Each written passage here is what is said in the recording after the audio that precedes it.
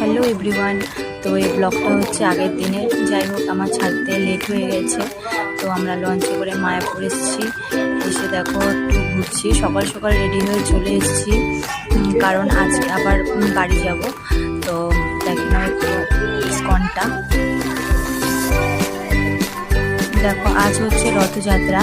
তো এখানে লোকের ভিড়ও শুরু হয়ে গেছে। আমরা সকাল সকালই এসেছি, কারণ আমাদের বিকেলে ট্রেন রয়েছে। দেখো দুপুর হতে হতে এখানে খুব ভিড় হয়ে যাবে, তাই আমাদের সকাল সকাল আসতে হচ্ছে। এই দেখো স্টেশন চলে এসেছি। আমাদের ট্রেন আসতে আরও 2 ঘন্টা, তাও স্টেশন চলে এসেছি, কারণ খুব গরম রোদ, তাই ভালো লাগছিল না।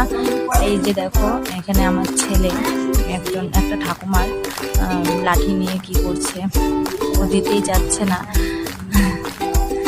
দেখো চাচ্ছে, তাও দিতেই যাচ্ছে না। তো ব্লগটা এই পর্যন্তই।